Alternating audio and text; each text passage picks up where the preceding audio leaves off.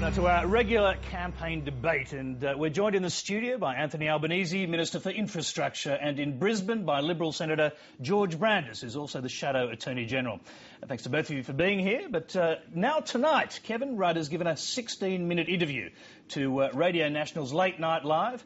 He's denied being the leaker of negative stories about Julia Gillard. He said he's committed to a Labor victory and that he's seeking to work in government, but is relaxed about which position he could hold. Supportive words, but regardless, Labor is facing another day of Kevin Rudd dominating the headlines. Anthony Albanese, should he have remained silent? No, he's made it clear that he's going to campaign for the re-election of the Labor government and Julia Gillard as the Prime Minister. He, of course, is our candidate for Griffith in the election, and Julia has indicated that he would play a key role in a future government post-August 21. Was this a campaign-authorised interview, or is this something that's come as a surprise to you all? Look, I have no idea, but it's not surprising that Kevin Rudd is doing what he said he would do. He said that once he'd overcome his health issues, and obviously they're still there, you don't overcome such a serious operation in a matter of days, but clearly he's now able to conduct a radio interview, and he's done that. Have you spoken to him about this? Oh, I certainly have spoken to him in recent days, and you know, it's a tough operation that he's had, but he's determined, as are all of us, to ensure that the federal Labor government is re-elected, because he and I know what a threat Tony Abbott represents to the future of this country. I've got to stick with you just for a minute before I go to George Brandis. Did you ask him whether this was a good idea, doing an interview like this? Because it's obviously going to... I didn't ask him about whether prior to or him doing the interview. That's his decision. But you're supportive of his decision to do this interview because it will dominate the headlines tomorrow when Julia Gillard's trying to dominate the headlines. He's going to campaign, and he's made that very clear, as are all the Labor team. George Brandis, are you surprised? Are you surprised that Kevin Rudd's broken his silence, first of all? And what impact do you think it'll have if he's actually very supportive, as it sounds, of the government? Well, look, it's not really for me to comment. I haven't seen or heard the interview yet, Tony. I don't really want to get in the way of the Labor Party's ongoing blood feud. That's really a matter for them. But I note that apparently Mr Rudd has emphatically denied being the leaker. If that's true, and the Liberal Party, by the way, have never accused Mr Rudd of being the leaker. That accusation has come from Labor Party figures like Mr Latham. But if that's true, we wonder which cabinet... Mark Latham left the Labor Party a while ago, George. We wonder which cabinet... Well, I think most people, Anthony, regard Mark Latham as a Labor Party figure. After all, it's only 2 elections ago that you people wanted to make him Prime Minister. I think we might jump beyond Mark Latham for the purposes of this discussion. Indeed, but my point is, if it be the case that Mr Rudd isn't the leaker, then that begs a very important question. Which current cabinet minister or cabinet ministers was the leaker? And we know that there must be at least one current cabinet minister or cabinet ministers who is the leaker, because Monday's Financial Review contained a blow-by-blow description of the cabinet discussions post the political assassination of Mr Rudd, when we know he wasn't at the cabinet meeting when climate change policy was discussed. Anthony Albanese is a good point. If it's not him, it has to be someone very senior currently in the government. Oh, look, this sort of speculation is, I think, of little consequence in terms of the issues that are facing the Australian people. But here we are again. But seriously, here we are again talking about Kevin Rudd, because he's done an interview tonight and he's now back in the spotlight. I mean, he's taken it away from you, your policies, from Julia Gillard. I mean, should he remain silent? Not right. He's done an interview about the importance of re-electing Julia Gillard as Prime Minister, about why it's important that we not have a Prime Minister who thinks that climate change is crap, about why it's important we don't have a Prime Minister who wants to bring back work choices, about why it's important we don't have a Prime Minister that wants to make savage cuts to trades training centres, to GP super clinics, to national infrastructure. George raised the Financial Review.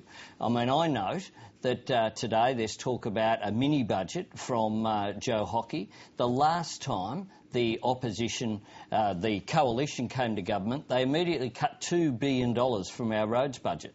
And as Infrastructure Minister, I'm very concerned that the coalition have learnt nothing and they would continue to do what they've always done, which is not pay due regard to infrastructure and skills and building the national economy. All right, I'm going to press this Kevin Rudd issue for one more question, because he said, evidently, I can't stand idly by with Tony Abbott sliding into office by default. I mean, he appears to be indicating that that's what's happening under the now new Julia Gillard, or real Julia Gillard-led campaign. No, he's indicating his opposition to Tony Abbott and his commitment to the election of Julia Gillard on August 21, because that's important for all those who are passionate about the nation moving forward. He refers specifically in tonight's interview, for example, about the National Broadband Network, something of which all of us are very proud. Moving Australia into the digital economy, what we need to do for the 21st century. And we simply can't afford to go backwards with Tony Abbott, with his extreme right-wing agenda that he holds on not just economic policy, but of course on social policy as well. All right, George Brandis, if Kevin Rudd does come out and start campaigning openly for Julia Gillard, being supportive of the government, that is damaging, is it not, for Tony Abbott's campaign? Well, look, Tony Abbott's campaign is positively focused. It doesn't rely upon the fear and the kind of boilerplate rhetoric that we've just heard from Anthony Albanese, which is essentially all the Labor Party's got left as its own campaign has descended from confusion into low farce.